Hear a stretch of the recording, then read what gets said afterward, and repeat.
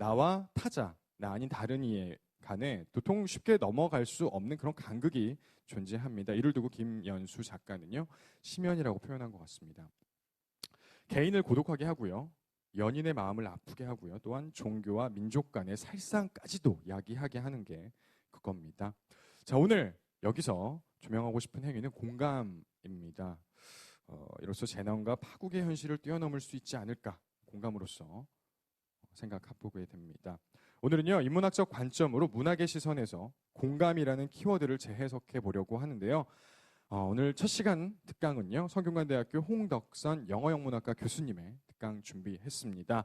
인문학적 공감의 탄생, 재난과 치유의 우리 시대 영미문학이라는 주제로 함께 1시간 동안 시간을 나눌 예정입니다. 교수님 지금 기다리고 계시거든요. 여러분 박수와 우렁찬 함성 소리와 내지름으로 교수님을 앞으로 모셔보도록 하겠습니다.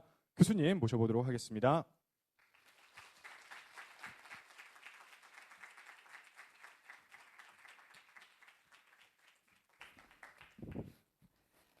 예, 안녕하세요. 날씨도 싸늘한데 이렇게 좋은 공간에서 여러분하고 같이 얘기를 나눌 수 있게 돼서 나로서는 정말 행복합니다. 그 추운 날씨에도 왔는데 좀 재밌게 여러분을 해줘야 돼야겠죠. 오늘 얘기는 공감에 대한 얘기예요.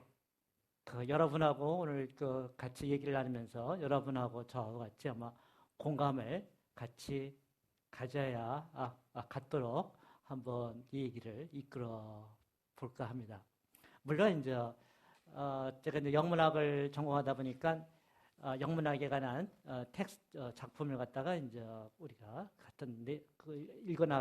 같이 다뤄나가겠지만은 하여튼 우리가 뭐 공감이라고 한다면 뭐 여러분이나 저나 그 즉각 그거 뭐라다 이런 것은 잘 알고 있어요.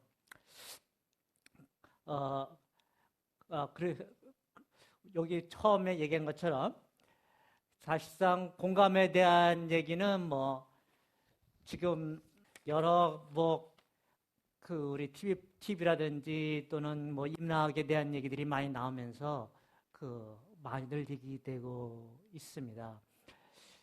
근데 한편으로는 이제 어떻게 보면 우리가 지금 살아가면서 좀 힘들고 어렵고 그런 걸 많이 부딪히고 있잖아요. 그래서 그런 걸 갖다가 아마 극복해 나갈 수 있는 어떤 따스한 마음을 전하기 위해서 공감이라는 표현들을 갖다가 주제로 많이 얘기를 하고 있습니다. 그래서 제가 TV에서도 요새 보니까 제가 좋아하는 프로그램 중에 하나에 다큐 공감, 스페이스 공감 콘서트, 공감 특별한 세상. 심지어는 책 중에서 보면 공감 경영이라는 책도 도서관에서 있길래 한번 읽어보기도 했어요.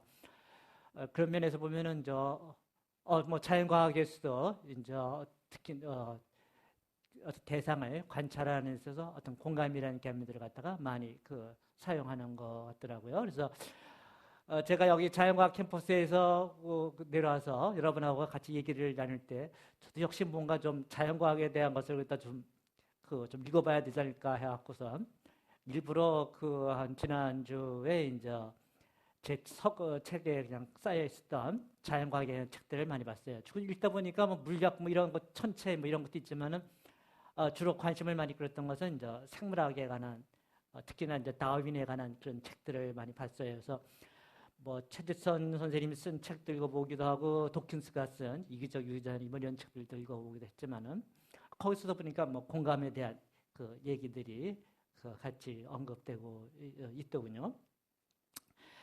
근데 제가 이런 TV나 이런 데서 나와서 많이 어떤 우리의 어떤 아픔을 고통을 어떤 치유해주는 하나의 포인트로서 공감에 대한 얘기를 하는데. 한편으로 생각하면은 제가 들으면서 이 공감이라는 게 그렇게 쉽게 우리가 얘기하는 것처럼 이어지는 걸까? 나하고 남하고 같이 같은 감정을 느낀다는 것이 이처럼 이렇게 쉽게 얘기되는 걸까? 그래서 경영자가 어떤 한 관리를 위해서 같이 자기 사원들하고 술 한잔 먹으면서 같이 얘기를 나누면서 그들의 얘기를 들으면서 그들의 삶에 공감 하면서 자기 경영에 어떤 그 배려를 한다는데 이것이 진짜 이렇게 어떤 공감의 진정한 의미일까라는 생각을 해봤어요.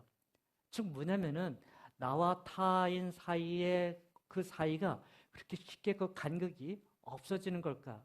그냥 시간에 나와서 자기의 어떤 그 어려운 상황을 갖다가 자기가 뭔가 어떤 삶에 대한 태도를 바꿈으로써 남과의 어떤 거리를 가까이 좁힘으로써 우리가 어떤 자기의 고통을 해소해 볼 수 있다. 설사 그 해소에 어떤 치유된다 할지라도 그것이 진짜 그의 삶의 세계를 바꿔놓을 수 있는 어떤 그 기반이 토대가 될 것인가?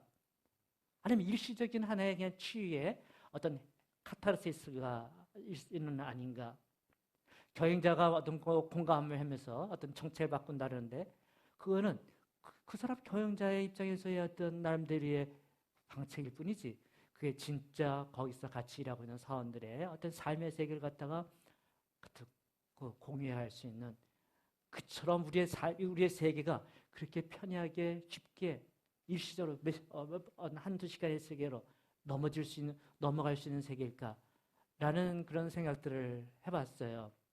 그런 면에서 저는 한번 어떤 공감이라는 의미를 갖다가 조금 거리를 두고 제가 표현을 갖다 인문학적이라는 표현으로 썼는데 한번 그럼 실제로 그 다른 측에 보면서 공감에 가까이 가기가 얼마나 어려운가를 한번 얘기해 볼까 합니다. 문학에서 다루는 작품들, 그 문학 작품들을 가만히 보면은 의외로 거의 모든 것이 어떤 공감에 대한 얘기들이 꽉 차 있어요. 그리고 실제로 우리 삶 속에서 아마 여러분이 지금 가장 관심 있어 하는 그 내용이 뭘까요? 공부일까요? 천만에. 사랑 아니겠어요? 연애 아니겠어요? 그런 면에서 보면은 아마 그 사랑, 연애의 가장 기본 토대는 아마 공감에서 출발할 겁니다. 어떤 그런 의미에서 사랑이라는 것은 어떤 남녀 간의 사랑이라는 것은 어떤 그런 공감의 어떤 가장 결정체일 텐데 이런 공감의 어떤 실제 내포되어 있는 어떤 의미가 뭘까 이런 것을 한번 같이 다뤄보겠습니다. 그래서 공감이라는 건 여러분 뭐 잘 알다시피 남의 감정이나 의견, 주장 따위에 대해 자기도 그렇다고 느끼는 그런 뭐 기분이죠. 이건 뭐 어렵지 않습니다. 공감이란 대신에 또 동감이라는 표현도 쓰더라고요. 한자로는 같을 동자인데 뭐 뉘앙스가 좀 틀리다 그러기도 해요. 어떤 동감이라는 것은 동일한 대상을 갖다가 다른 사람이 느낀 것과 나 똑같이 느꼈을 때 그럴 때를 뭐 동감이라고 하는데 그 서로 막 섞여 쓰는 것 같기도 해요. 그래서 사랑은 어떤 공감을 토대로 한다는 거였고요. 여러분이 사전을 찾아보면은 그 공감이라는 표현이 상당히 그 엠파스라는 거가 있고 셈퍼스라는 것이 있어요. 그래서 이것이 사전에 어떻게 공감이지만 그 뉘앙스를 보면 조금 차이가 있습니다.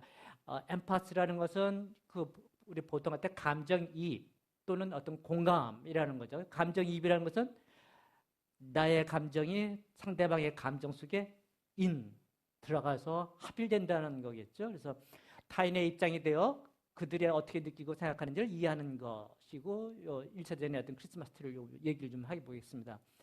심퍼스라는 것은 함께라는 거예요. 남의 고통을 같이 느낀다는 거죠. 그래서 이거는 보통 연민, 동정, 뭐 공명, 교감, 동감, 공감 뭐 여러 가지 표현으로 사용되더라고요. 아마 주로 많이 쓰는 게 우리가 아마 연민, 약간 동정 이런 느낌인데 이거는 아마 요 감정이가 느낌과 틀려요. 그래서 인이 아니라 투게더예요. 같이 병행되는 거죠. 타인의 감정 상태와 동일하게 공유할 필요는 없고 대신 타인의 행복과 복지에 관심을 기울인다는 것이죠. 그러니까 남의 고통에 연민을 부여해준다는 것이 이제 셈퍼스예요. 공감이란 타자의 체험에 참여하려는 나의 의식적인 태도라고 얘기할 수 있고 이런 것도 이성을 통해서는 파악할 수 없는 감정의 논리라는 거야. 저는 똑같은 것 같아요. 우리가 아이의 어떤 지적 능력을 보여서 지능 검사를 하잖아요. 요새는 지능 검사이 뭐예요? 감성 ET를 하잖아요. 이제까지 삶의 세계를 갖다 파악하는 데서 이성의 어떤 세계가 그렇게 중요시하다고 얘기했는데 천만에 감성이라는 것을 갖다가 데카르트 이후 무시되었는데 이제는 감성으로서 어떤 우리가 이 세계를 인지해가는 파악해가는 중요한 역할을 한다는 것이 그런 면에서 공감이 어떤 감정의 어떤 세계를 갖다 포해준다는 거죠. 한편은 이 공감이라는 것이 타자와 나 사이의 간격과 거리, 분리를 전제로 한다는 거죠. 그렇죠. 나와 사이가 어떻게 분명히 떨어져 있으니까 이 공감이라는 세계가 가능해진단 말이죠. 한편 타자를 나와 똑같은 실체적 존재로서 인정한다. 어떤 그 나와 똑같은 동일한 어떤 인간이라는 것으로 보지 않는다면은 이 공감의 세계라는 것이 형성될 수가 없죠. 그렇다면은 인간하고 동물하고는 어떻게 될까요? 인간하고 동물하고는 어떤 서로 어느 정도의 어떤 큰 넘나들 수 없는 차이가 있잖아요. 아마 뭐 개새끼라고 하는 사람은 아마 넘어설 수 없는 것도 있을 거예요. 하지만 요새 애견을 키우는 사람들한테는 천만에 누구보다도 자기 가족보다 더 친근한 동반자일 수도 있을 거예요. 이런 우리가 볼 수 있어 타자를 갖다가 우리가 생각해 나름일 거예요. 그러면서 이 타자라는 것은 우리가 뭐 타자라는 것이 자연과학 속에서는 타자라는 표현을 안 쓸 거예요. 근데 인문학 쪽에서는 타자라는 표현을 너무 많이 써요. 너무 즐겨해요. 왜 그럴까요? 어떻게 보면 20세기 어떤 포스트모더니즘의 여러분 혹시 들었죠? 포스트모더니즘이라고 요새 포스트모더니즘의 가장 핵심어는 타자예요. 타자. 이제까지 어떤 그 포스트모더니즘 이전까지 어떤 세계라고 한다면 나라는 주체, 자아가 나와 확립되는 것, 어떻게 보면 확립될 수 있을 건가? 이것에 초점을 맞췄는데 이제 포스트모더니즘에 대해서는 그야말로 그것이 아니라 나의 세계를 넘어서 타자의 세계. 그래서 어떤 타자의 어떤 윤리학이라든지 이런 것들이 많이 들어가요. 그래서 배타성을 지닌 타자성은 타자의 특성에 의해 정해지기보다는 나라는 정체성을 세우기 위해 나와 차이를 보는 것을 타자로 규정해서 배제에 들어가려고 하는 데서 배제에 들어간다는 거죠. 그런 면에서 어떤 포스트모더니즘의 그 어떤 세계는 나라는 세계에서 타자를 갖다가 배제하는 것이 아니라 나의 어떤 주체를 넘어서서 타자를 어떻게 내 속으로 영입해 들어갈 것인가 하는데 초점을 맞춰 있어요. 그런 면에서 어떤 타자랑 것이 중요할 텐데 이 타자와 접근해 들어갈 수 있는 것이 바로 어떤 공감의 영역이라는 것이죠. 공감이라는 것은 아까 심파시와는 달리 수동적인 입장을 의미하는 동정과는 달리 공감은 적극적인 참여를 의미하여 관찰자가 깊이 다른 사람의 경험의 일부가 되어 그들의 경험에 대한 느낌을 공유하게 한다는 거죠. 그래서 자의식과 자아의식은 다른 사람과의 관계 깊이에 전적으로 의존한다는 거죠. 그래서 어떤 공감의 능력을 갖다가 우리가 향상시킨다는 것은 결국 자기의 자아의식을 갖다가 확대시킬 수 있는 성숙의 과정으로 이끈다는 것이죠. 그런 어떤 공감의 능력을 향상시키는데 대표적인 어떤 것 중에 하나가 문학 작품을 읽는 거예요. 예를 들어서 어떤 김현수라는 작가가 한 여성 인물을 갖다가 주인공을 얘기합니다. 해보세요. 김현수가 여성이에요? 자기가 여성으로 살아본 적 있어요? 여성의 어떤 심리를 갖다 어떻게 알아요? 바로 그게 어떤 그 여성의 심리 속으로 가치가 어떻게 뚫고 들어갈 수 있는 공감의 세계를 갖다 뚫어야만 표현이 가능하단 말이죠. 독자는 어떻게 돼요? 독자도 마찬가지예요. 여러분이 그 작품에서 뭔가 어떤 감동을 받으려면 그 주인공 거기에 나오는 등장인물이 내가 남성이라도 여성의 어떤 그 심리를 이해해야만 돼요.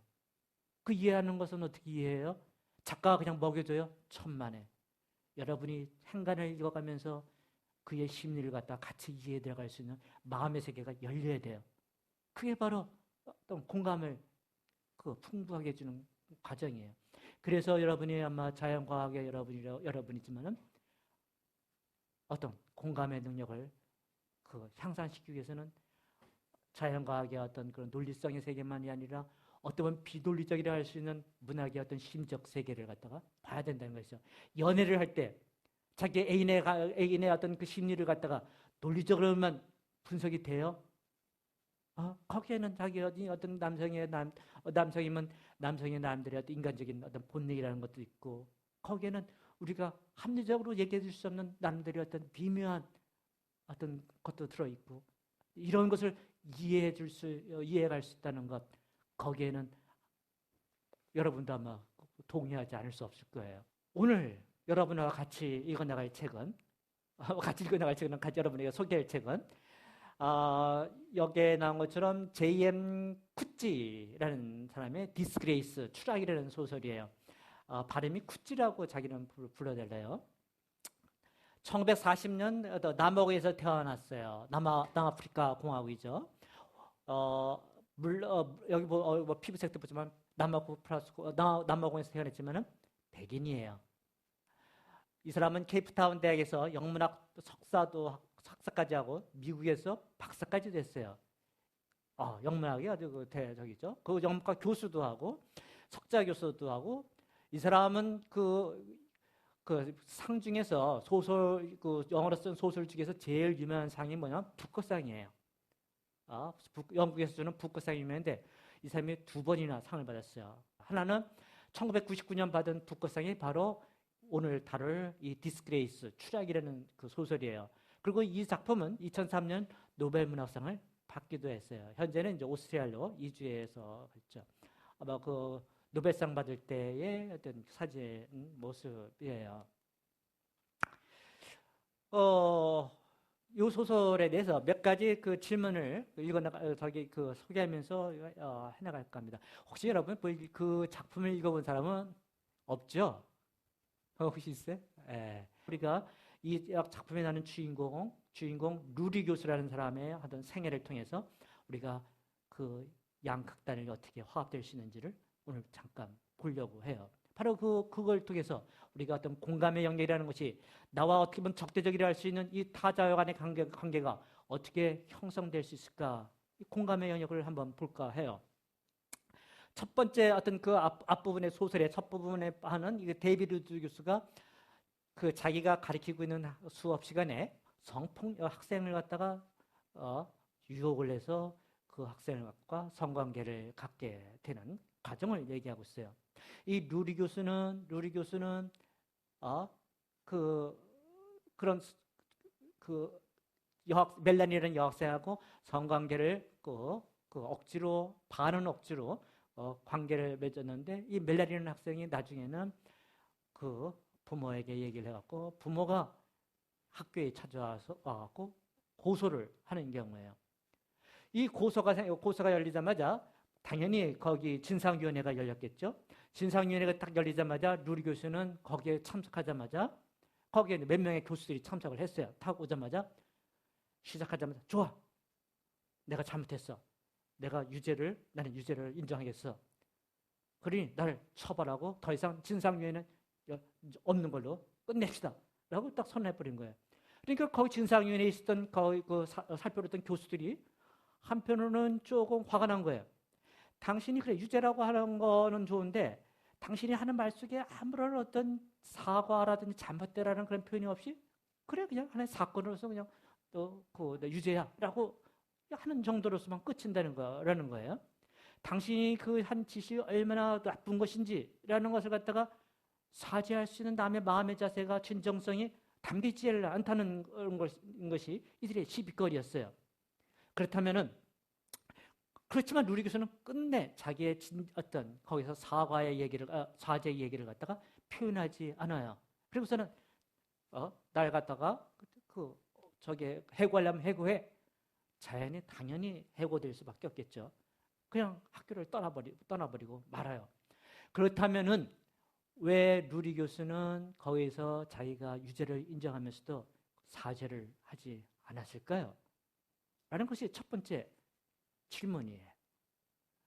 그 질문을 좀 이해하기 위해서는 루리 교수가 가지고 있는 현재 살고 있는 그 상황을 조금 이해를 해야 돼요. 루리 교수는 52살에 이혼을 2번이나 하고 지금 혼자 살고 있는 그 독신남이에요. 이혼남이에요. 그는 영문과 교수예요. 케이프타운 대학교의 컬리지의 교수였는데 이 컬리지가 소위 말해서 어떤 개편되면서 어떻게 보면 전문 대학교로 바뀌어버리고 거기서 영문학을 가르치던 영문과는 폐쇄돼버리고 그 대신 커뮤니학과로 바뀌어버렸어요. 이 사람은 영문학 낭만주의를 전공하던 사람이었는데 이제 영문과가 없어져 버리니까 어떻게 해요? 학교랑 타협을 지어갖고 좋아, 교양처럼 어떤 영문학 강의를 하나 개설할 전문 과목을 가르치지만 나머지 당신의 학점은 어떻게? 교양 영어를 가르치세요. 커뮤니케이션 101, 커뮤니케이션 102를 개설하라는 거예요. 소위 말해서 교양 영어를 가르치는 거예요. 이 사람이 영문학 박사학위까지 받았고 자기가 교수로서 재직하고 있는데 갑자기 학교가 변형돼 버려갖고 교양 영어를 가르치려고 하니까 이 사람이 어떤 학교에 대한 애착 같은 것들이 사라져 버리셨겠죠. 즉 뭐냐면 자기가 이제까지 뭔가 해보겠다고 하는 것에 대한 어떤 나름대로의 뿌듯한 어떤 뭐랄까 프라이드랄까 이런 것들이 없는 상태예요.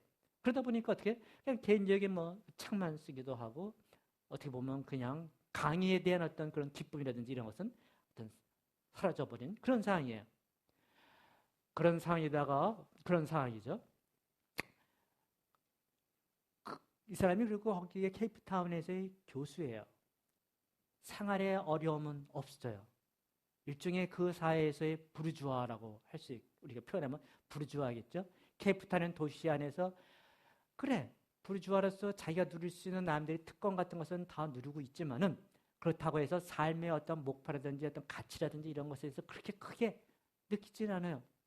아마 50대 초반이니까 어떤 성적 충동은 아직도 남아있겠죠? 그러다가 자기 학생한테 예쁜 학생을 딱 보는 순간 갑자기 이 사람의 표현이면 에로스의 노예가 됐다고 표현을 하고 있어요. 에로스라는 게 뭐예요? 사랑의 열정이 싹 텄다는 거예요. 그래서 자기는 사랑의 열정이 싹 텄기 때문에 그 멜란이라는 여학생에 대해서 자기는 진정성을 표현한 것이다.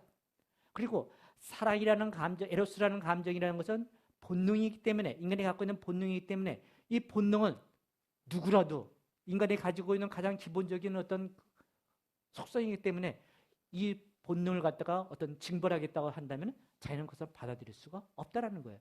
그런 면에서 내가 멜란이라는 여성을 갖다가 어떤 성폭력을 했다는 것, 그건 당연히 유죄다. 자기가 어떤 교수로서 어떤 나름대로 우리가 성폭력의 어떤 그 대상을 하는 것처럼 파워를 지닌 사람이 학생한테 했다는 것은 분명히 어떤 유죄이다. 그렇지만 자기가 그 여성에게 가졌던 어떤 사랑의 열정이라는 감정은 죄라고 자기는 받아들일 수 없다. 이것을 죄라고 한다면 그거는 진상위원회에서 여러분이 판단할 것이 아니라 더 높은 차원, 어떤 더 신이라고 할 수 있는 사람, 이런 사람이 할 수 있는 영역이지 진상위원회에서는 내가 그것을 사죄할 이유가 없다라고 하고선 떠나버렸어요. 여러분 거기에 대해서 어떻게 반응하고 싶어요? 그 사람의 뭔가 흠집을 잡으려고 하니까 또 그 나름대로 또 일리도 있는 것 같아요. 그죠? 그리고서는 케이프타운의 도시를 떠나서 저 시골에 있는 동부 케이프에 자기 딸이 살고 있는 루시라는 그 딸이 살고 있는 농장으로 갔어요. 루시는 그 농장에서 그야말로 도시 사람과는 달리 아주 시골 여인이 돼갖고 거기서 새롭게 그 꽃을 가꾸고 양을 키우면서 개를 키우면서 건강한 시골의 전원 생활을 하고 있었던 거예요. 아빠가 와갖고 거기서 잠시 동안 딸한테 얹혀 살면서 머리를 식히면서 전원 생활의 평화로움을 느끼고 있었어요. 그러던 어느 날 갑자기 대낮에 흑인 3명이 그 집에 침입해서 루리 교수 아버지를 갖다가 늑신 또 두기업해갖고 그 키친에 완전 나다빠져서 정신을 잃어버리게 하고 그의 딸 루시를 갖다가 레이프를 또 성폭력을 해서 성폭력을 하고 그냥 사라져 버렸어요. 깨어난 아버지는 루시를 딸한테 딸이 보나마나 어떤 당했을 거라 생각하니까 딸의 이름을 보면서 열려고 하지만 루시는 열지 말라고 하고서는 잠시 나한테 시간을 달라고 하고서는 하는 거예요. 이후에 경찰에 물론 신고를 했죠. 신고를 했지만은 루시가 반대를 해갖고 성폭력 당했다는 사건만은 싹 빼고 그 신고를 하게끔 만들었어요. 루시로서는 아주 커다란 나름대로의 정신적 타격을 입었겠죠. 그야말로 완전한 무기력증에 빠져서 무슨 일을 손댈 수가 없었어요. 아버지는 아버지대로 왜 루시 너는 가만히 있느냐? 경찰에 얘기를 하고 그 녀석들을 잡아야지. 우리가 일단 신분이 불안정하니까 우리가 더 이상 시골에 살지 말고 빨리 내가 옛날 살던 도시로 나서 살자.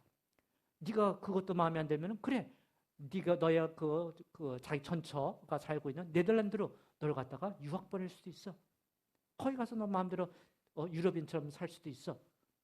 그렇지만 그 루시는 그것도 거절하고 자기 그대로 전원 생활을 하겠다고 남아있는 거예요. 그렇다고 해서 어떤 굉장히 무기력증에 빠져 있지만 남아있겠다는 거예요. 왜 그러면 루시는 이처럼 그 전원 생활, 그 자기가 살고 있는 시골에 남아있으려고 할까? 라는 질문을 우리가 또 한번 던질 수 있을 거예요. 이 작품에서 보면은, 루시는 나름대로 아버지하고는 어떻게 보면 다른 세대예요. 아까 아버지는 어떤 세요? 50대에 이미 백인이 누릴 수 있는 어떤 백인 정권에서 누릴 수 있는 모든 기득권을 누렸었던 어떤 부르주아의 어떤 백인이에요. 루시는 그의 딸이긴 하지만은 아버지랑 달리 어떤 도시인의 삶이 아니라 시골을 가서 사는 거죠. 시골은 주변에는 다 어떤 사람들이 흑인들이 둘러싸여 있는 곳이에요. 흑인들하고 같이 잘 얹혀 살면서 그 옆에는 파트루스라고 하는 그 자기보다 훨씬 나이였던 그 농꾼의 옆에서 같이 도와주면서 행복하게 살고 있는데 갑자기 당신 보고 아버지가 당신을 도시로 가고 너의 땅을 다 팔아치우자 하니까 루시우스는 나의 이제 이어놓은 삶의 세계를 갖다가 버릴 수 없다라고 이렇게 해서 떠나기를 거부하는 거예요. 이걸 갖다가 우리가 그냥 단순한 그 얘기뿐만 아니라 정치적인 어떤 여기 메시지가 담겨져 있죠. 흑인 정권에서 백인 정권으로 넘어들었을 때 아마 백인들은 안전의 위협을 받았을 거예요. 안전의 위협을 받고서 어떤 폭력을 경험하게 되셨을 거예요. 이랬을 때 백인들이 취할 수 있는 선택은 뭐가 있을까요? 첫째는 재산을 팔아갖고 저 미국이나 영국으로 넘어가서 그냥 산다. 고국에 대해서는 더 잊어버리고 나의 어떤 행복한 어떤 특권을 어떤 행복한 어떤 삶을 추려나간다. 둘째, 그 정도까지 부가 축적되지 않았으면은 최소한도 백인들이 많이 살고 있는 도시에 가서 살면서 흑인들하고는 얼굴도 맞대지 않고 백인들만의 동네 속에 파묻혀 산다. 셋째는 아마 루시같이 어쨌든 간에 흑인의 그 동네 속에서 나의 삶을 같이 공존하는 방향을 모색해 본다. 루시의 어떤 선택은 아마 그런 걸 거예요. 그죠? 그런 면에서 이런 어떤 정치적인 어떤 뭔가 선택에 의미를 갖고 있겠죠? 그러나 여기서 참 묘한 게 또 있어요. 루시는 자기가 그런 성폭력을 당했을 때 자꾸 아버지가 루시 보고 경찰에 고발하자 막 그러니까 루시는 아버지한테 뭐라 하냐면 당신은 그 현장에 있지 않았어요 라고 얘기하는 거예요. 그 뉘앙스가 뭘까라는 거예요. 당신은 현장에 있지 않았어요. 성폭력을 당하는 현장에 물론 그 방 안에 있지 않을 건 키친에 있었죠. 부엌에 있었지만은 부엌에 있다고 해서 어떤 방 안에서 벌어지고 있는 것을 갖다가 충분히 예상할 수 있는 거 아니겠어요? 근데도 루시는 아빠는 그 자리에 있지 않았어요 라고 얘기하는 거예요. 그 뉘앙스는 뭘까요? 아빠가 그 이미 대학교에서 여성을 성폭력하고 쫓겨나고 왔다는 것을 루시는 이미 알고 있는 상태죠. 루시의 표현은 그거예요. 여성이 어떤 그 성폭력을 남성에게 당하고 있을 때 느꼈을 그 심리적인 어떤 공포감 이런 것을 얘기해 주는 거예요.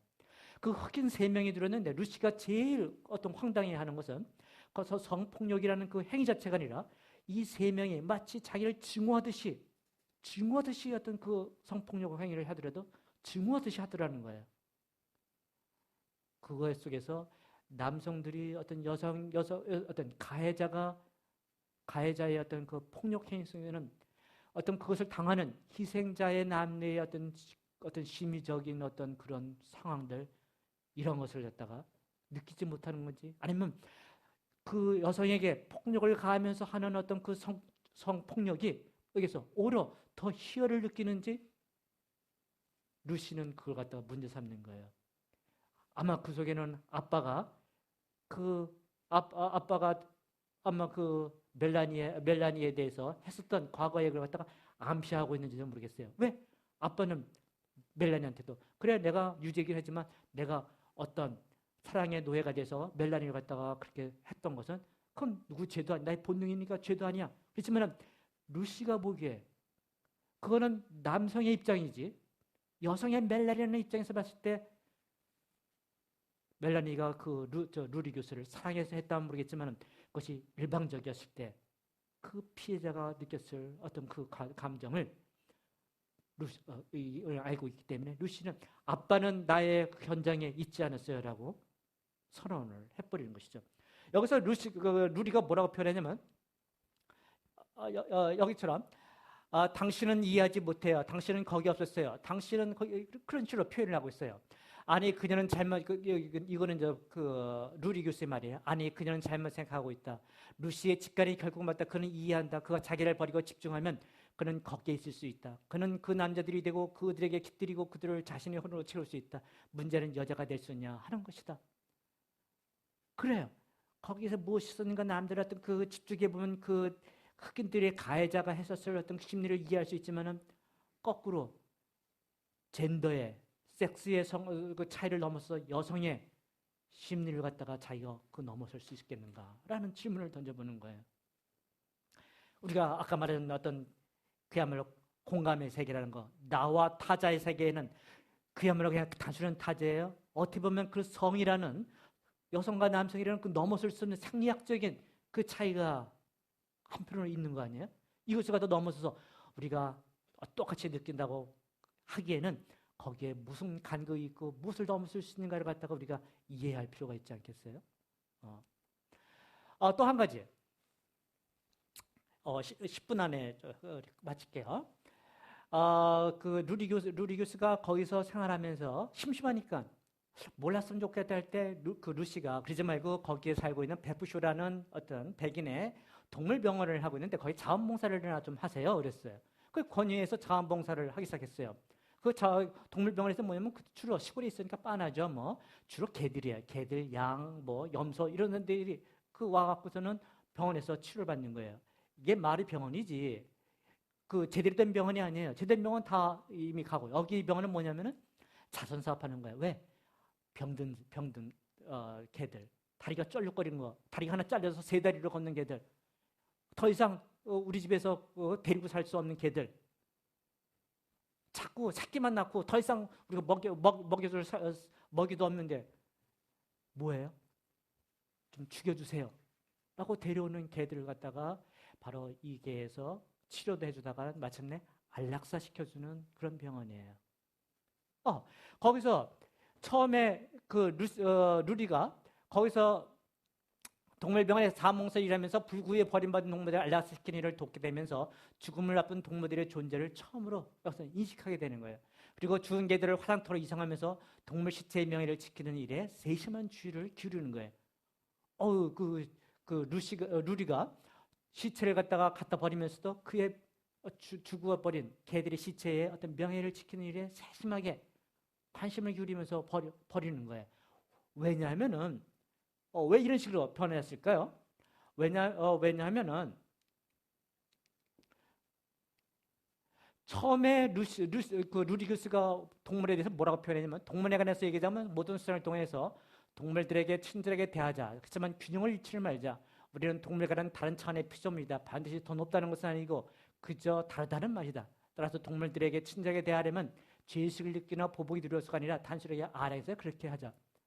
이 표현에 있어서 우리는 루리 교수가 동물에 대한 어떤 관점을 우리 알 수 있잖아요. 나와 너는 다른 종류야. 뭐 네가 병들어서 죽으면은 미안해. 그래 연민은 가긴 하지만 너와 나는 뭐 종이 틀린 사람이야. 라는 입장인데 갑자기 왜 죽어가는 개개처럼 나름대로의 어떤 관심을 쏟는 걸까요? 이런 어떤 그 루리 교수가 이 동물들 죽어가는 그들이 병원에서 다루는 동물은 주로 개다. 그리고 좀 드물긴 하지만 고양이도 다룬다. 들어오는 개들은 강아지 전염병, 부르짖은 수족, 물린 상처, 감염, 오음, 선의적 혹은 악의적 방치, 영양 부족, 기생충, 그리고 무엇보다도 생식력 때문에 고통을 당하고 있다. 그 수가 너무 많다. 사람들은 개를 데리고 들어오면서 노골적으로 이 개를 죽여주세요 라고 말하지는 않지만 결코 그런 걸 예상하고 온다. 그들은 그것을 처분하고 사라지게 만들고 망각수로 보내버리는 것이다. 그들이 요구하는 것은 사실 해결, 도구로 레죽이라고 하는데 해결이다. 기화. 알코올이 아무런 앙금이나 기말도 남기지 않고 액체에서 기화되듯이 뭐예요? 안락사시키는 거예요. 안락사라는 건 어떤 거예요? 마치 알코올이 조금 지나면 어떻게 기화해서 모든 싹 사라져버리듯이 개라는 그 존재가 생명체의 존재가 어느 한 안락사의 순간 그 다음에 이제는 영원히 뭐가 없이 다 싹 사라져가는 거예요. 어떤 개들? 이 세상에서 버려진 개들, 누구도 관심을 안 기울고 가는 개들. 이 베푸쇼라는 사람은 그 개들을 갖다가 감싸면서 그에게 관심과 사랑으로서 그를 쓰다듬으면서 해주는 거예요. 처음에 안락사를 시키려는데 도와주려고는 루리교서 도와주려고 하니까 개들이 그를 걷어차버려요. 왜? 이 루리 교수에게서 벌써 냄새를 맡았어요. 어떤 냄새? 자기를 싫어한다는 것. 죽음을 앞두고 있는 이 개들을 갖다가 부끄럽게 여긴다는 것. 디스그레이스. 우리가 이제 제목하고도 관계되죠. 이 자기 개들을 갖다가 부끄럽게 여긴다는 것. 왜? 세상에서 벌어지는 의미 없는 존재들이야. 또 죽음을 앞두고 있는 존재야. 그런 면에서 어떤 부끄럽게 여긴다고 생각하니까 이 루리 교수한테 걷어차고 가까워하려고 그래요. 그러나 루리 교수는 여기서 도와주면서 점점 바뀌어나가면서 오히려 베푸쇼와 같이 자기가 이 개들한테 오히려 그들의 마지막 명예를 존중하기 위해서 뭔가 조금이라도 해주고 싶고 다듬어 관심을 기울이는 사람으로 변해버려요. 왜 이런 경험이 그가 나중에 어떤 루리 교수가 나중에 변신하는 데서 어떤 그 역할을 해줄까요? 그런 면에서 우리는 디스그레이스의 의미를 좀 더 생각해 볼 수 있을 거예요. 이 디스그레이스는 것은 이 작품의 번역은 추락이라고 했어요. 하지만 원래 의미는 아마 추락이라는 의미보다는 디스그레이스, 치욕, 이런 의미일 거예요. 우리가 이 치욕의 의미를 아마 첫 번째 교수는 추방당한 교수의 될 불명예스러운 어떤 지금 상황을 갖다가 우리가 디스그레이스라고 얘기할 수 있을 거예요. 또는 죽음을 앞에 둔 쓸모가 사라진 어떤 개들, 이것도 아마 디스그레이스라고 우리가 얘기할 수 있을 것 같아요. 한편 자신이 일군 땅에서 모든 어떤 생존권을 다 흑인인 페트루스에게 넘기고 그의 심지어는 아내로 계약 결혼까지도 하게 하면서 그 성폭력에 의해서 흑인의 아들을 임신하게 돼버린단 말이야. 자기 몸에서 흑인의 아기를 이제 잉태하고 출산해야 되는 루시 형편이 됐단 말이죠. 어떻게 보면 그걸 뭐라고 일반적으로 생각하면 어떻게 하겠어요? 그야말로 추락, 디스그레이스의 모습일 거예요. 그런 면에서 아버지가 굉장히 굴욕적이라고 하니까 루시가 뭐라고 하냐면 그래요. 아이고.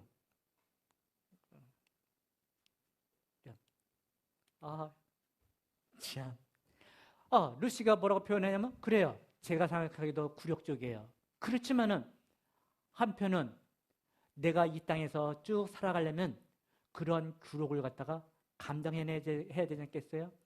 내가 아마 그 흑인들에게 아마 주는 일종의 어떠한 나름대로의 어떤 나름대로의 어떤 빛이 아니겠어요? 세금이 아니겠어요? 라고 표현을 한단 말이죠. 왜? 이미 백인들이 오랫동안 그 흑인들을 갖다가 약탈하고 그야말로 어떤 저기를 해왔으니까, 죄를 지어왔으니까, 이제는 그의 후손인 내가 흑인들하고 같이 공존해 살려면 이제는 내가 그 선조들이 졌던 그 죄를 갖다가 죄값을 내가 치러 나가야 된다는 것이죠. 루시가 성인인가? 만약 여러분이 그런 상황이 있다면 여러분은 그런 어떤 희생을 갖다가 감수할 수 있겠어요? 쉽지는 않을 거예요. 하여튼 나름대로 루시는 그만큼 아빠는 달리 성숙한 존재인 모양이에요. 그래서 이 공감의 어떤 그 표현에서 루리 교수는 처음에는 가해자로 출발해요. 그러나 이제 자기 딸의 과정을 통해서 자기가 피해자로서의 느낌을 갖게 되는 것이죠. 그리고 루리 교수는 어떤 성적 차이를 넘어서서 흑인 남성과 흑인의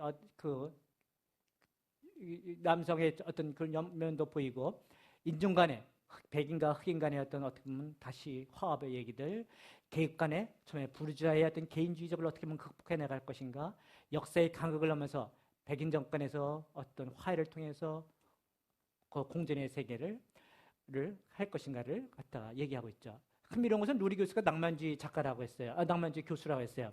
지금 바이런에 대한 낭만주의 작가인 바이런에서 글을 쓰고 있는데 글이 잘 안 써지다가 마침내 이런 경험을 통해서 그 바이런에 대한 책을 쓰는데 처음에 바이런의 책을 쓸 때는 어떻게 했어요? 바이런이 여러분들 혹시 알지 모르겠지만 바이런이 굉장히 그 여성 편력이 심했어요.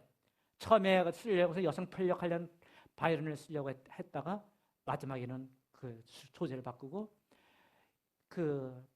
어떻게 보면 바이런이 죽고 난 다음에 바이런을 안타까이 여기면서 그 사랑했었던 옛날에 그 여성이 나이는 들어갔고 쭈글쭈글해진 몸으로 죽음을 앞두고 있는 그 여성의 입장에서 그 소재로 해서 그 책을 쓰고 있어요. 그만큼 처음에 그 높은 어떤 부르주아의 어떤 이기주의의 어떤 세계, 개인주의적인 세계 속에서 이제는 가장 밑바닥에 어떤 죽어가는 개들의 어떤 그 세계와 똑같이 자기도 개와 같은 그런 처지 신분으로 내려앉았을 때 그제서야 자기가 가지고 있었던 어떤 공감의 영역을 발견한 것이죠. 이상하게 밑으로 했는데 안 되네요. 그러자 이제 마지막 자기가 사죄를 하러 가요. 누구한테? 멜라니의 집으로 갔더니 멜라니의 가족이 살고 있어요. 멜라니의 가족에 가서 자기가 사죄를 해요. 사죄를 하면서 그때 하는 말이 뭐냐면 내가 당신 딸에게 가졌던 열정이라는 것은 사실이요. 그렇지만 내가 그 딸에게서 줄 수 없었던 거 하나가 있었어. 그게 뭐요? 이상하게만 꺼지네요. 아래로 돌리기만 하면. 서정성이 부족했다라고 얘기를 표현을 하고 있어요. 그때 말하는 서정성이라는 것이 뭘까요? 아마 그 속에는 그야말로 서로 간의 서정성이라는 것은 어떨까요? 그야말로 열정이 자기의 열정만이 아니라 서로 상호 간의 어떤 공감의 영 속에서 서로 주고받을 수 있는 어떤, 그렇잖아요? 멜라니에서 어떤 남들의 어떤 반응을 받나요? 아니에요. 일방적이었단 말이죠. 공감이라는 것은 일반적일 수가 없단 말이죠. 내가 상대방의 세계로 넘어 들어가서 그와 같이 공감해 들었을 때 그때 사랑의 세계라는 것도 열릴 수가 있는 것이죠. 그런 면에서 이제 루리 교수가 자기가 어떤 마침내 어떤 변화를 겪고선 그 어떤 공감의 세계 속에서 자기의 어떤 변화 과정을 그린 거예요. 너무 얘기가 빨랐죠? 그 작품을 갖다가 그냥 읽어보지도 않고 그냥 스토리만 얘기해 준다는 것이 쉽지는 않은 것 같은데 하여튼 줄거리는 그런 거예요. 어떤 이 공감의 세계 속에서 우리의 어떤 자아의 세계를 확대시키는 중요한 요소가 아닐까라는 생각 가지면서 끝을 맺겠습니다. 네, 감사합니다.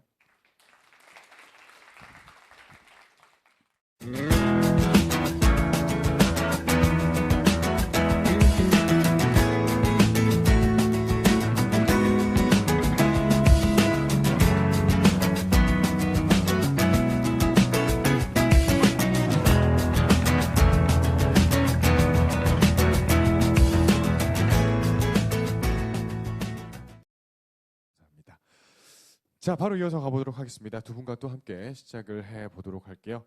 소개 또 해주셔야죠. 네, 안녕하세요. 성균관대학교에서 한문학과 박사과정을 마친 김보성입니다. 지은 씨요? 네, 저는 항상 얘기를 그동안 해왔다시피 지금 현재 인문사회 캠퍼스에서 3전공을 하고 있는 정지은이라고 하고요. 네, 공감이라는 키워드가 아무래도 중심이 돼서 이야기가 계속 흘러갈 것 같습니다. 자, 그럼 이제 교수님 앞으로 모셔놓고 함께 이야기 나눠보도록 하겠습니다. 홍덕성 교수님 앞으로 다시 나와주시기 바랍니다. 이 두 분의 패널이 이제 오늘 이 시간 이 특강 주제에 맞춰서 또 몇 가지 질문을 준비해 왔습니다. 자, 그럼 오늘은 어떤 분이 먼저 질문을 해보시겠어요? 제가 먼저 질문을 드릴게요. 저도 그 영문학의 그 약간 문외한이라고 할 수 있는 부류이기 때문에 그 여러 작품들도 읽고 논문도 읽었지만 여전히 이해되지 않는 부분이 음. 있어서 그런 부분을 좀 질문을 드릴까 해요. 그 존 쿠치의 그 여러 저서들을 왕은철 교수님이 많이 번역을 하셨더라고요. 그렇죠. 그 번역을 하면서 그분이 뭐 또 다른 책도 내셨고 예. 그러면서 하신 말씀이 존 쿠치의 그런 작품 세계는 일관된 하나의 룰이 있는데 그 룰이 뭐냐면은 그 체제에 약간 반발하는 정말 좀 진보적인 식민주의자가 그런 식민주의자를 내세워서 네. 그 체제의 허구성을 내부에서 폭로를 하는 거예요. 외부에서 바라본 시각으로 폭로하는 게 아니고 당사자 그 내부의 당사자가 폭로하게 만들고 그것을 통해서 자기의 공모성을 내세웠다 이런 식으로 그런 룰을 계속 말을 하던데 네. 거기서의 그 자신의 공모성이라고 할 때 아마 존 쿠치의 그런 작가의 그런 공모성이라는 말을 거기서 그렇게 쓴 것 같아요. 근데 이제 교수님께서 이 내내 말씀을 해주셨던 그 공감이라는 것과 이 공모성을 어떻게 연관해서 생각을 해볼 수 있을까요? 아, 먼저 이 공모성이라는 단어가 어떤 뜻이죠? 제가 잘 몰라서. 사전적인 의미로는 아마 그냥 뭐 한 단계 더 나간 거겠죠. 공감에서 제가 느끼기에는 그 공감을 해서 어떤 사건에 공감을 해서 그 동조를 하는 뭐 무슨 예. 계획을 같이 하는 그런 아. 행동에까지 실천에 옮기는 그걸로 알고 있거든요. 저는 예. 답변 듣도록 하겠습니다. 그야말로 우리가 저기 범죄에서 누구누구랑 공모를 했다. 거기에서 나오는 그 그런 공모입니까? 공모일 네. 거예요. 아주 그 좋은 지적을 해주셨는데요. 그래 이 남아공의 작가예요. 남아공의 작품이 갖고 있는 나름대로의 그 특성이 있어요. 어떤 특성일까요? 우리가 소위 말해서 백인들의 유럽 중심의 어떤 그 제1세계, 러시아의 어떤 소련의 어떤 제2세계, 제3세계란 말이죠. 아시죠? 남아공. 제3세계라는 것은 대개 공통적으로 어떤 특성을 갖고 있어요? 과거의 백인들의 유럽의 식민지였어요. 그런 면에서 보면은 남아공 아프리카에 있잖아요. 아프리카의 모든 국가들이 어떻게 보면 제3세계로서 그런 식민지의 경험을 갖고 있어요. 네. 이 백인들에 대한 유럽 세계에 대한 나름대로의 저항성이 강할 수밖에 없어요. 우리도 마찬가지 아니에요. 우리도 네. 옛날 어떤 그 일제하에 있었을 때 같은 아시아이긴 하지만 역시 있었으면서 식민지의 경험을 갖고 있었단 말이죠. 민족주의적 성향이 강할 수밖에 없어요. 그래서 아프리카는 아름답다라는 어떤 표현처럼 흑인들의 세계가 아름답다는 것처럼 서양에 대한 유럽 세계에 대한 어떤 그런 민족주의적 반응이 있을 수 있을 거예요. 그러나 쿠치는 같은 아프리카 중에서도 흑인이 아니에요. 백인이에요. 네. 그 사람의 존재의 위치가 상당히 미묘하잖아요.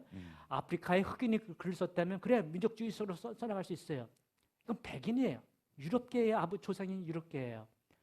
유럽계의 조상이었던 자기가 어떤 백인을 무시하고 흑인의 입장에서 쓸 수 있어요?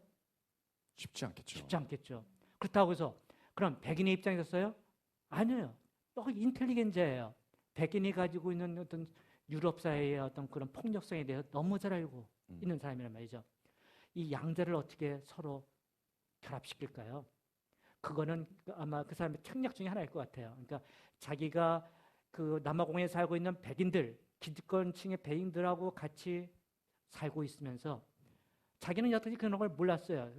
기득권이라고 생각하고 그냥 어떤 연민을 갖고 살았는데 막상 서로 백인과 흑인들이 충돌하는 순간에 보니까 자기가 기득권층이었다라는 것을 깨닫게 된다는 거죠. 그런 면에서 공모자예요. 자기는 흑인에 대해서 연민을 갖고 있지만은 심퍼스를 갖고 있지만은 한편으로는 백인의 기득권을 그대로 다 누려왔던 사람들이에요. 자기 자신의 존재가 얼마나 위선이었던가를 갖다가 깨닫는 거죠. 그런 의미일 것 같아요. 답변 되셨습니까? 예. 또 다른 질문은 없으시고요. 일단은 다음에. 지은 씨요. 네, 방금 공감이란 단어에 대해서 같이 얘기를 하면서 질문이 나와서 저도 덧붙이려고 하는데요.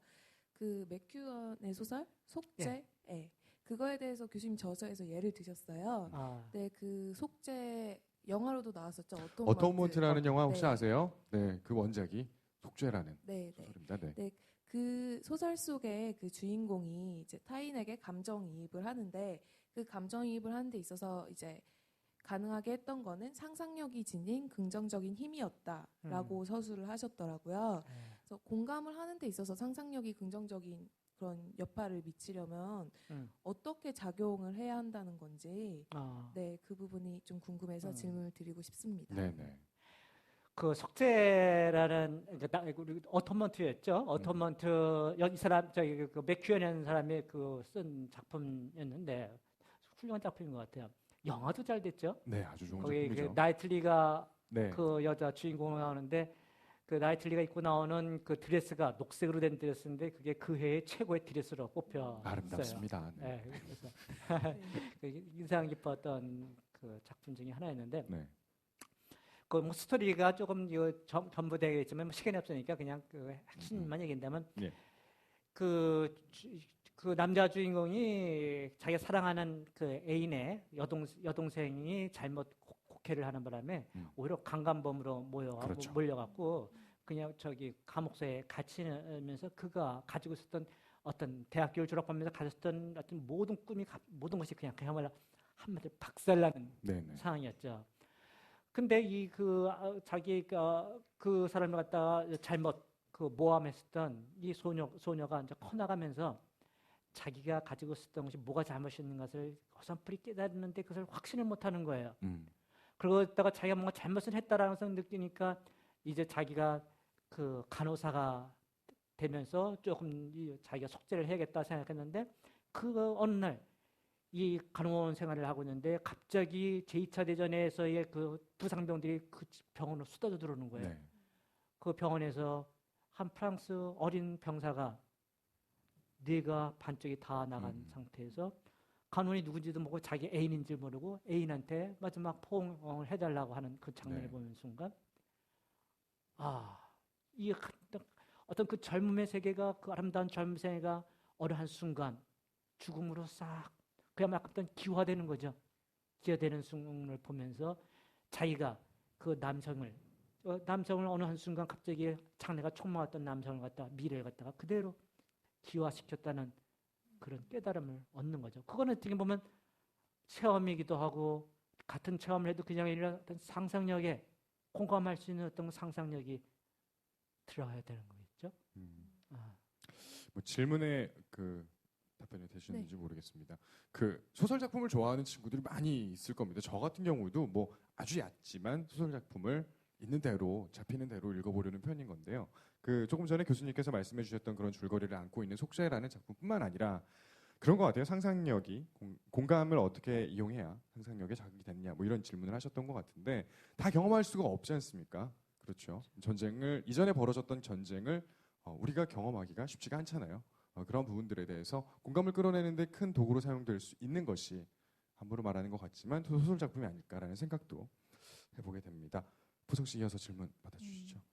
그 공감에 대해서 얘기를 했다면 오늘 주제에 가장 연관이 깊은 존 쿠츠의 이 작가에 대해서 조금 더 이야기를 나눠보자면요. 제가 그 야만인을 기다리며라는 작품을 굉장히 감명 깊게 봤는데 그 작품 못 읽으신 분들을 위해서 간략하게 짧게 말씀해 주세요. 네. 드리자면, 그러니까 이 관통한 주제는 단 하나예요. 곧 야만인이 쳐들어온다. 라는 이 공포감을 이용을 해서 그 어떤 제국이 그 통치를 하는데 그걸 이용을 하는 거예요. 그 공포감을. 그러면서 그 제국의 광기나 아니면 무슨 뭐 약간의 그런 억압 같은 거를 그 공포심으로 누르는 거죠. 한마디로. 그거를 읽다 보면은 언뜻 그런 생각도 들어요. 저희 그 우리나라 과거에 반공 이데올로기를 약간 정치의 도구로 활용을 했었잖아요. 그런 식으로 제가 생각이 될 정도로 존 쿠츠의 작품을 보면 약간의 보편성이 있습니다. 그러니까 어떤 나라의 사람이 읽든 어떤 나라의 역사를 갖고 있었던 사람이 읽든 약간의 그 매치를 시킬 수 있는, 그러니까 공감을 할 수 있는 그런 보편성이 있어요. 그런 것에 비해서는 존 쿠츠라는 그 작가가 초기에 어떤 비판을 많이 받냐면 이 사람은 사회 참여도가 굉장히 떨어진다. 약간 비겁한 유미주의자다. 이런 초기 비평이 많아요. 그 작품을 그런 현실적인 그런 작품을 다룸에도 불구하고요. 그래서 제가 생각을 해보건데 비평가들도 그렇고 아마 그 사람들의 존 구치의 문체가 약간 모호하고 자의식적이고 막 의식 세계의 말들을 그냥 내뱉은 듯한 느낌이 들거든요. 아까 네네. 잠깐 짧게도 소개가 됐지만 그렇다면 교수님께서는 과연 존 구치의 그런 소설들 그리고 그 작가 자신이 사회 참여도를 어떻게 생각하고 있는지 그 정도가 어느 정도인지. 예. 그 웨이팅 야만인을 기다리면은 저 쿠시의 초기 작품 중에 하나인데 뭐 초기 작품이든 후기 작품이든 그게 이제 일괄된 어떤 내용 중에 하나일 것 같아요.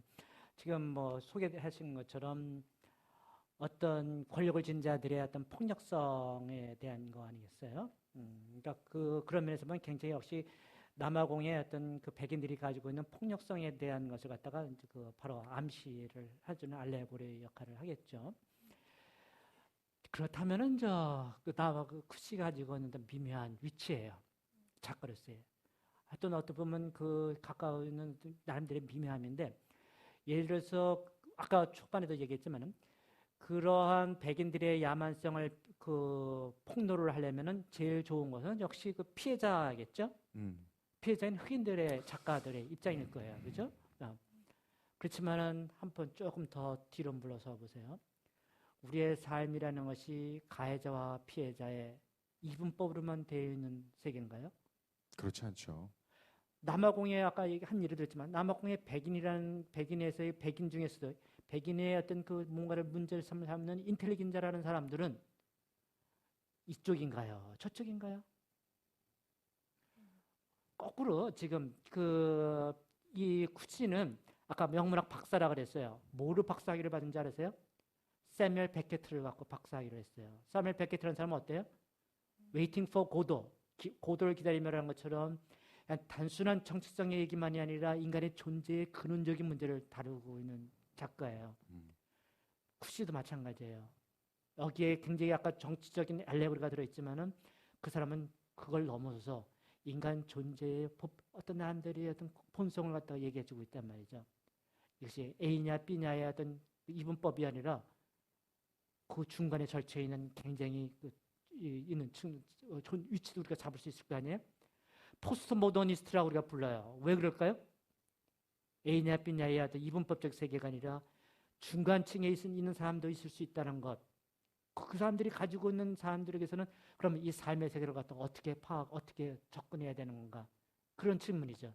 그래서 아마 이 책에서 대체로 왕은철이라는 분을 소개할 때도 약간 회의주의자라고 했을 거예요. 그래요. 어떤 절대적으로 어느 한 편을 드는 것이 아니라 끈을 단추하는 사람이에요. 참고로 얘기한다면 왕은철 선생님은 그 전북대학교 교수였으면서요. 영문과 교수. 이분은 이제 물론 미국에서 공부를 하셨는데 공부하고 나왔고서는 그 연구년을 거두면 남아프리카 공화국으로 갔어요. 특이하죠. 네. 그래서 거기서 쿠시를 직접 연구를 했어요. 쿠시와 만나서 인터뷰도 하고 그러면서 이제 쿠시에 대한 책을 갖다가 이렇게 다 번역을 했어요. 글도 참 잘 써요. 아, 그러시군요. 꼭 읽어봐야 될 것 같지 않습니까, 여러분들? 네. 추락부터 시작해서 많이 읽어봐야 될 것들이 있네요. 자, 죄송합니다. 지은 씨 질문 이어서 가보도록 할게요. 네, 그 교수님의 저서 그 포스트 모던 영국 소설의 세계 책을 보면 그게 올해 발간된 책이잖아요. 근데 교수님께서 최근에 관심을 집중하고 있는 분야가 재난 문학이라고 소개를 하셨더라고요. 근데 재난 문학이라는 게 그 어떤 다양한 형태의 재난이 글로벌 사회에서 좀 야기하는 뭐 문화적 충격이라든지 그런 트라우마 같은 것들을 치유해 나가는 그런 장르의 문학이라고 나오더라고요. 그래서 그렇다면 오늘 이제 봤던 쿠치의 이 추락 역시도 어떻게 보면 그런 재난 문학의 일종으로 볼 수 있는 건지, 그리고 교수님께서 재난 문학에 그렇게 집중을 하고 관심을 가져야 된 계기가, 그리고 그 문학이 특히 그런 분야의 문학이 특히 줄 수 있는 어떤 가치가 무엇인지에 대해서 좀 들어보고 싶습니다. 아, 예. 제가 출판한 이번에 책 냈던 책은 재난 문학과는 전혀 관계가 없어요. 그러니까 2차 대전 이후부터 2000년까지 20세기 후반기의 영국 소설의 어떤 흐름에 대해서 썼어요. 그러니까 우리나라에서는 아무래도 이제 미국 문학 쪽을 관심이 더 많아갖고 미국 소설에 대한 이렇게 책을 쓴 책들이 몇 권은 있는데 그 동시대 영국 소설에 대한 책은 없어요. 그래서 마침 제가 영국 소설도 전공하고 있길래 그런 책을 한번 써야겠다라고 늘 생각하다가 이제 기회가 돼서 네. 어떤 쓰는 겁니다. 그래서 그 책을 딱 쓰고 나니까 이제 그 다음에는 또 다른 뭔가의 어떤 그 소재를 갖다 찾으러 가야겠는데 뭐가 좋을까 하고 좀 몇 년 전부터 생각하다가 재난문학이라는 사람들에게 생각을 했어요. 설정을 했죠. 왜요? 재난문학이라는 게 있어요? 그런 장르는 없어요. 그 대신에 재난영화라는 한번 장르를 찾아봐요. 엄청나게 많아요. 헐리우드의 어떤 그 소위 그 재난영화, 인디펜던스 데이 이런 거 시작해서 B급 영화, 그것도 A급 영화는 하나도 없어요. B급 영화는 다 재난영화예요. 뭐 엄청난 돈이 많이 들어가 투입되고 그런 거죠. 그 재난이라는 겁니까? 그래서 재난 영화는 재난 영화도 엄청 예, 많죠. 예, 예. 쓰나미라든지.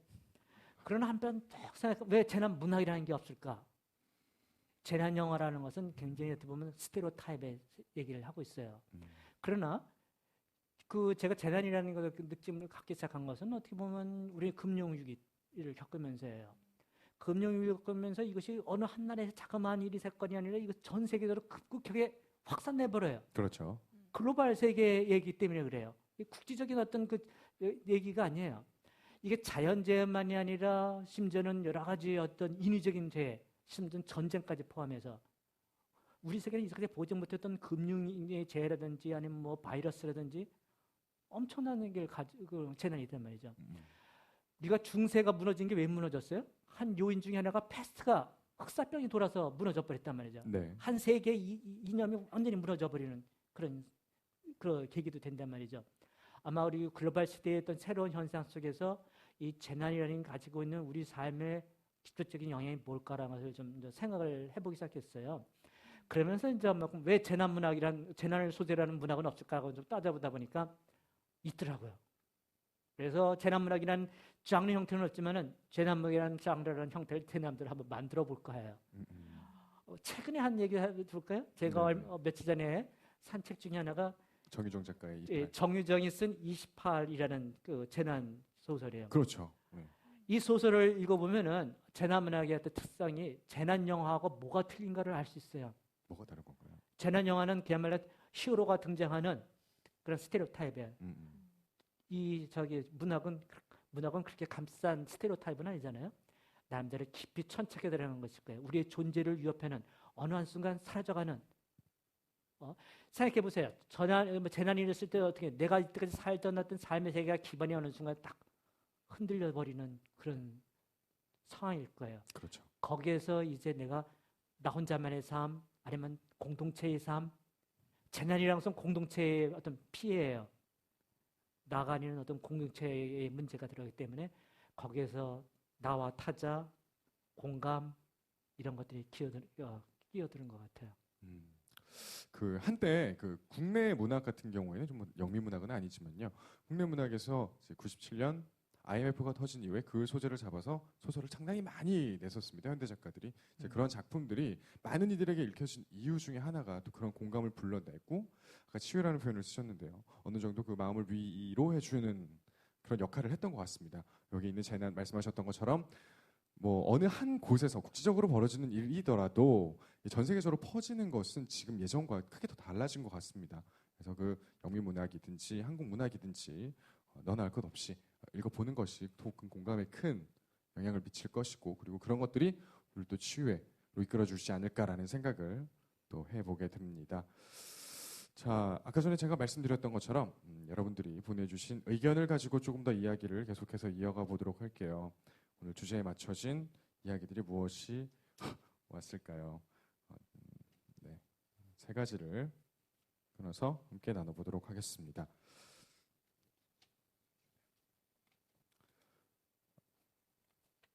네, 첫 번째는 제가 한번 해보겠습니다. 굉장히 짧아서요. 이거 멀리서도 보시면 알 수 있을 것 같은데 이거 질문하신 분 누구세요? 네, 손 들어주시겠습니까? 읽어드릴게요. 공감을 못하는 것은 범죄인가요? 라고 이렇게 질문을 해주셨어요. 마이크 좀 갖다 주실래요? 네. 굉장히 간단 명료한 질문입니다. 본인 소개 간단하게 부탁드릴게요. 네, 안녕하세요. 자연과학계열 임종환이라고 합니다. 아, 네. 학번이 어떻게 되시나요? 13학번. 13학번. 공감을 못하는 것이 범죄인가? 특강을 들으면서 나온 그런 질문이었나요? 아니면 이제 평소에 가지고 있었던 그런 생각이었나요? 평소에 같진 않은데 강의 들으면서 그런 것 같습니다. 아무래도 교수님께서 공감의 중요성에 대해서 이야기를 하니까 본인 스스로가 공감 능력이 좀 떨어진다고 생각하시나요? 아니요, 그건 아니지만 네. 그 요즘에 뉴스 같은 거 보면 사이코패스들 범죄에 해서 나오는데 네. 사이코패스들을 공감 능력이 선천적으로 떨어지는 사람이라고들 하잖아요. 그런데 예, 그 사람들에 대한 범죄에 대한 처벌이 네. 그 정신질환의 하나라고 그렇죠. 약해진다는 그런 말을 들은 예, 적이 예. 있어가지고 그게 범죄로 범죄라고 생각해야 할지 아니면은 장애라고 생각해야 될지. 뭐 하나의 극단적인 예를 들어줬는데요. 교수님께서 또 이거에 대해서 또 어떻게 생각하시는지도 궁금합니다. 공감을 못하는 것은 과연 범죄인가? 너무 진지한 소재였죠. 아, 맞아요. 공감을 할 수 있는 것의 정반대가 사이코패스라고 그러더라고요. 그래서 우리가 공감을 할 수 있는 능력이 도대체 어디서 생기나라는 것에 대해서 아까 저기가 다윈에 대한 뭐 그런 책을 좀 봤다 그랬잖아요. 거기서 진짜 그런 게 많이 나와요. 그래서 공감이라는 것이 이제 우리 뇌피질의 어떤 한 부분에서를 확대시켰을 때 그 나오는 거다. 그럼 이 뇌라는 것은 그냥 우리가 한 지역 어느 부분일 텐데 그것이 확대될 수 있느냐 적게 될 수 있느냐 이런 거는 있잖아요. 우리가 정서적으로 많이 개발해 나가면 뇌도 어느 부분이 더 커진다는 것처럼 네. 공감의 영역도 이제 그런 거겠죠. 그래서 사이코패스라는 것은 어떤 그야말로 어떤 질환이기 때문에 이제 질환에 대해서 처리하는 방식은 또 달라야겠죠. 그렇지만은 우리가 공감을 확대시킬 수 있다는 것은 아까 표현했을까 뭘까요? 자아의 어떤 그런 성숙 이런 거가 굉장히 긴밀하게 맺어져 있는 게 아닐까 생각이 들어요. 부성 씨 같은 경우는 평소에 이거에 대해서 어떻게 생각하시나요? 공감 능력 현저히 높으십니까? 떨어지십니까? 뭐 이게 뭐 이제 질문의 요지는 아니었던 것 저는 같은데. 어떻게 보면 공감을 네. 너무 이렇게 극단적으로 너무 심하게 해도 아, 범죄가 될 수 있을 것 같아요. 그렇다. 네네. 예, 그 중용이라는 게 필요한데 그 공감 능력의 뭐 정도가 다 다르겠죠, 사람마다. 근데 아예 없는 사람을 저는 그러니까 떨어지는 거라고 표현을 안 하고 공감 능력이 아예 없는 사람을 사이코패스라고 한다는 걸 알고 있어요. 그 예, 예. 사람들은 공감 자체를 이해를 못 하거든요. 예. 근데 뭐 글쎄요. 예. 진 씨는 별 코멘트 할 거 없으십니까? 뭐 공감의 정도라는 거는 네네. 사람마다 다 다른 것 같아요. 저 같은 경우는 특정 기준을 세워놓고 네. 이제 그 기준 예를 들어서 뭐 지켜야 할 규칙 같은 게 있다면 그걸 지키느냐 안 지키느냐를 먼저 생각하고 그 다음에 공감을 하게 된 것 같습니다. 네.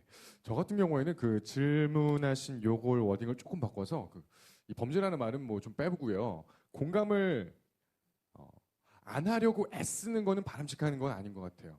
공감 안 할 거야, 막 이렇게 하는 거 있잖아요. 그런 것들은 과연 우리가 갖춰야 될 소양 중에 하나일까 했을 땐 아니다. 나올 수 있지 않을까라는 생각을 해보게 됩니다. 질문하신 의도를 저희가 제대로 파악해서 답을 드렸나요? 네. 그런가요? 네, 알겠습니다. 다음 질문은 그 오늘 교수님이 공감에 대해서 이야기를 많이 하셔가지고 이제 강의를 들으면서 공감에 대해 많이 궁금하셨나 봐요. 그래서 이 질문도 공감과 연관이 있는데요. 네네. 내가 아직까지 경험하지 않은 일이라도 공감만으로 그 감정을 느끼는 게 과연 가능할까요? 라고 물어봤어요. 이게 가능할까? 가능하지 않을까? 예를 들면 뭐가 있겠죠? 책을 통해서 간접적으로 체험을 하는 게 네네. 다 이런 예가 아닐까라는 생각이 좀 들거든요. 네, 그렇죠. 자, 이 질문하신 분? 예. 소개 좀 부탁드립니다. 저 화학공학과 2학년 권희정이라고 합니다. 네.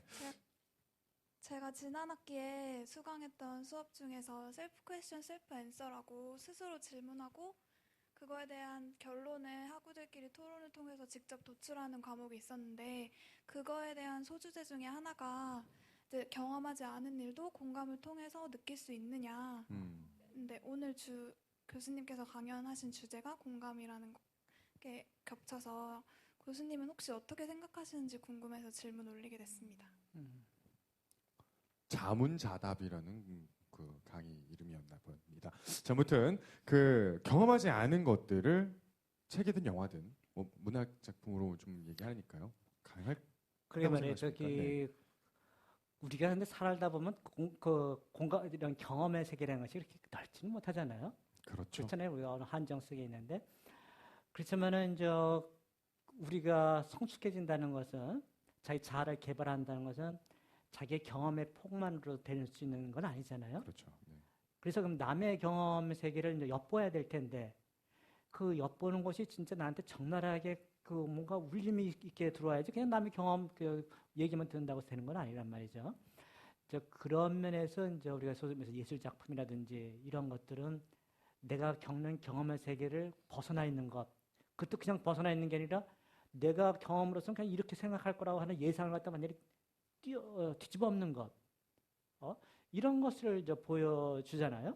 이제 그럼으로써 어떤 다른 경험에 갖다 다른 측면에서 다시 재조명해보는 것, 그런 역할을 해주는 게 아닐까 생각이 들어요. 그래서 뭐 친구들하고 수다 떨면서 우리가 얻는 것도 많잖아요. 그렇죠. 뭐 그런 것도 다 같은 마찬가지일 거예요. 그래서 네. 여성들이 되게 공감력이 남자보다는 많을 거예요. 높다고 하죠. 그래요. 네. 네.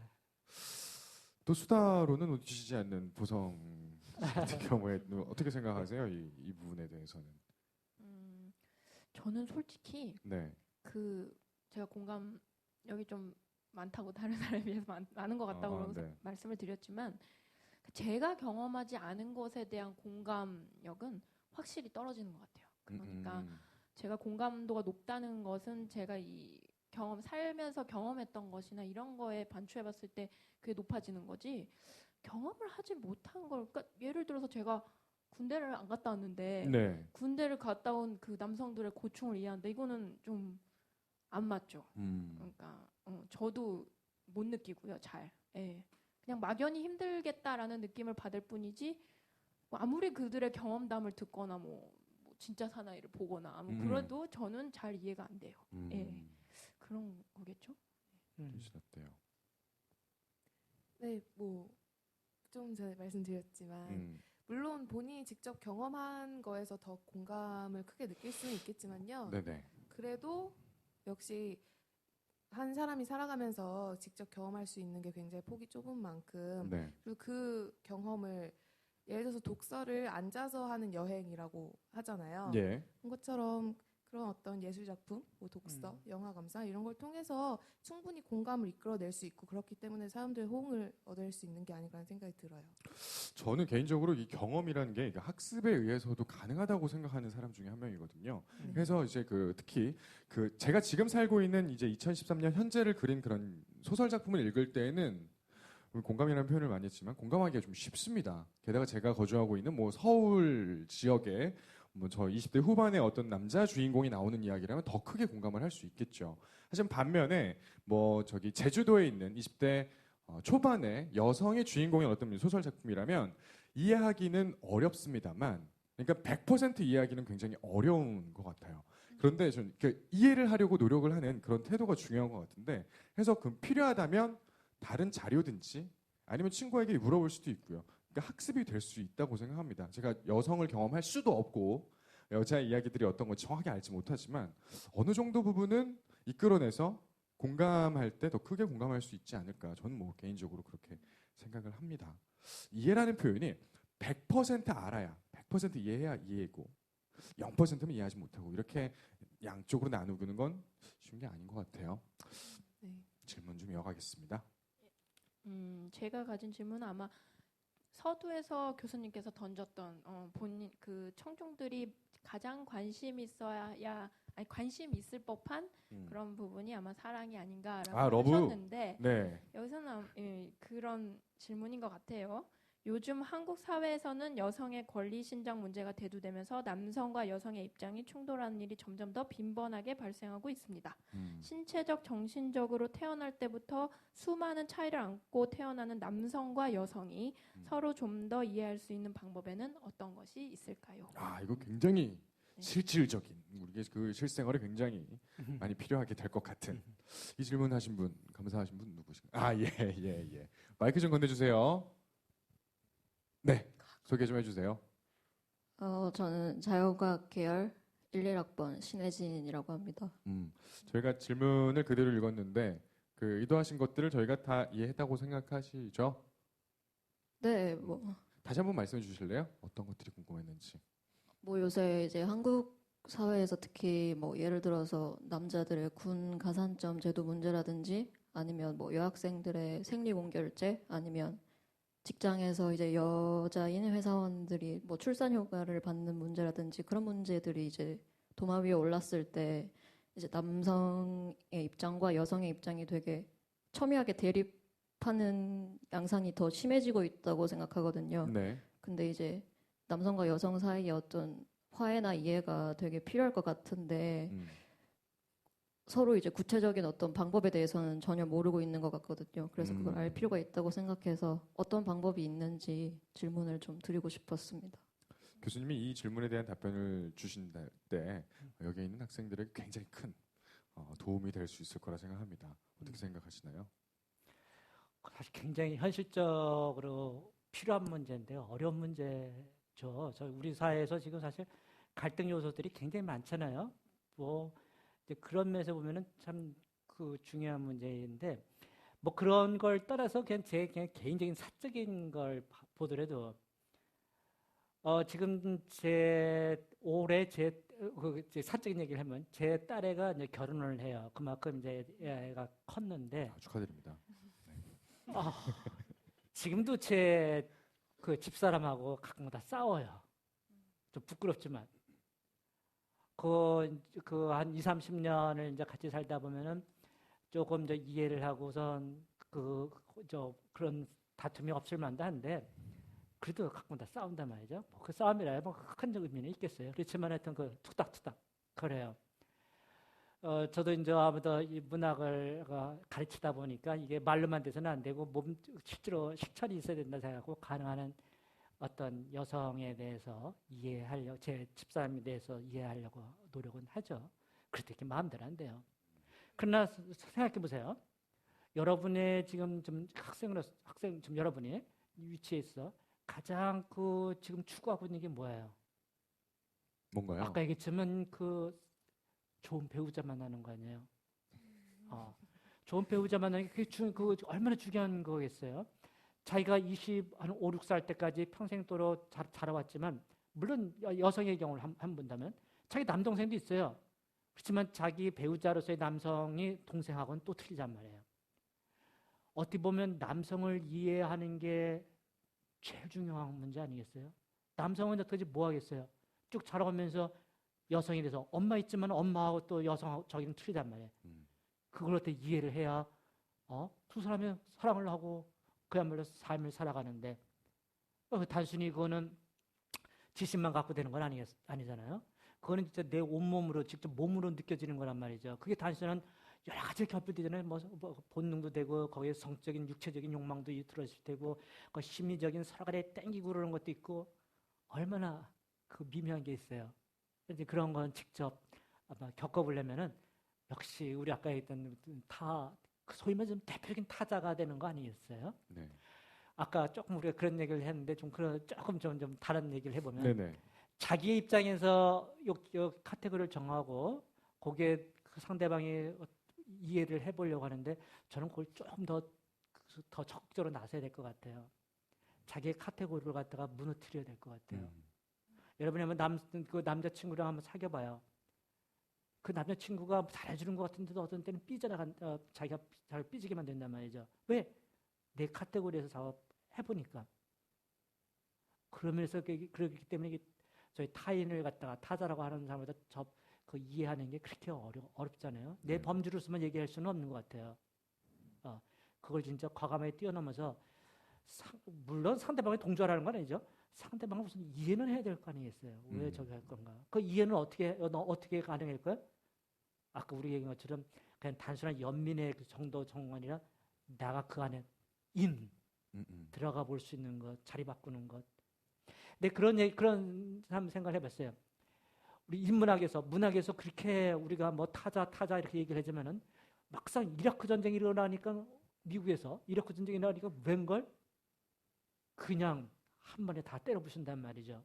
그토록 우리가 인문학 하는 사람들이 어떤 타자에 대해서 제3세계의 어떤 의미에 대해서 그렇게 얘기를 했는데 왜 어느 한순간 그렇게 되는 걸까? 그게 참 자기의 어떤 이때까지 가지고 있었던 어떤 위상, 우리는 그럴 때 포지션이라고 얘기할 수 있겠는데 그 포지션을 넘어서는 게 그렇게 어려운 것 같아요. 어렵지만 어떻게 해요? 우리가 해나가야 돼요. 그게 우리의 삶을 윤택하게 만드는 길인 것 같아요. 제가 저기에 대해서 봤다 그랬어요. 그 진화론에 대해서. 진화론을 하다 보니까 역시 거기도 그 제목이 이기적 유전자인 것처럼 동물에서도 어떤 그 유전자의 기본은 어떤 자기 생존을 위한, 번식을 위한 어떤 걸 거예요. 그렇지만 동물에게도 나름대로 이타성이라는 게 있잖아요. 네. 동물에게는 도대체 이타성이라는 것이 우리가 생각하면 아마 공감의 어떤 뭔가의 영역일 거예요. 동물에게는 이타성이라는 것이 어떤 형태로 표현될까? 예를 든다면 거기 얘기된 거 보니까 그런 거 같아요. 박쥐가 있어요. 이 흡혈박쥐는 남의 피를 빨아먹어야만 산단 말이죠. 그냥 네. 남의 피를 빨아먹자면 3일 만에 죽어버린대요. 근데 이 흡혈박쥐가 50일 이상을 갖다가 살 수 있다는 거예요. 어떻게 살 수 있냐? 자기들이 남의 기회가 있을 때는 피를 흠뻑 빨고 있다가 천장에 매달려 있다가 먹이가 없으면은 옆에 있는 박쥐한테 자기 피를 갖다가 넘겨준다는 거예요.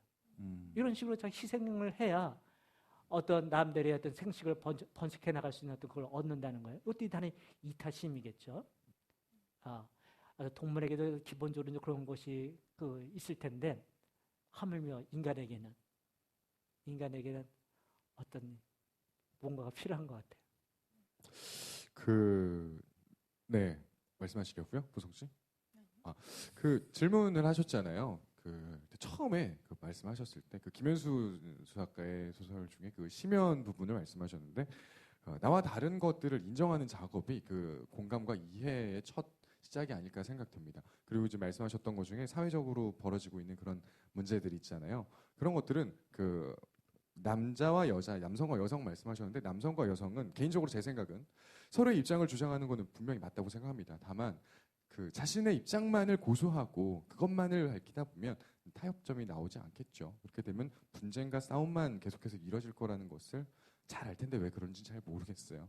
우리는 또 거기 안에서 어떠한 참여를 해야 하는지도 고민을 해야 하는 것 같습니다. 우리만 고민 안 할 거야. 너희들이 알아서 고민해줘. 이러한 태도는 잘못됐다고 생각을 하네요. 이렇게 질문에 대한 답변이 됐는지 모르겠습니다. 네, 됐습니다. 네. 세 분의 질문을 함께 나눠봤습니다. 인문학적 공감의 탄생, 재난과 치유의 우리 시대 영미문학이라는 주제로 홍덕선 교수님과 함께 시간 나눠봤습니다. 자, 교수님 이제 정말 마무리를 하거든요. 끝으로 이제 학생들에게 전하고 싶은 마지막 메시지 하나 남겨주시는 것으로 마무리하겠습니다. 글쎄요. 저희 아까 말한 것처럼 진짜 경험의 세계를 갖다 확대시키는 게 최고인 것 같아요. 직접 경험을. 그러니까 좁은 범위에 있지 말고 진짜 시야, 관심의 범위를 넓혀서 우리나라 요 한 지역이 넘어서서 넓은 데로 세계로도 나가보고 많은 경험을 하면서 자기의 어떤 관심의 영역을 넓혀보는 것 참 중요한 것 같아요. 네. 배낭여행을 떠나세요. 네, 결론을 배낭여행으로 하도록 하겠습니다. 귀한 시간 내주신 교수님 정말 감사드리고요. 공감이라는 단어 마지막으로 한 번만 더 쓰도록 하겠습니다. 갑자기 번뜩 떠올랐는데요. 한번 생각해 보세요. 왜 성균관대학교 자연과학 캠퍼스 오디토리움에서 휴먼 사이언티스트를 향하여 인문공감 토크 콘서트를 열었을까? 여기에 여러분들이 공감해 주시면 제일 큰 걸 얻어가시지 않을까라는 생각을 해보게 됩니다. 함께해 주신 여러분 대단히 감사하고요. 감사합니다.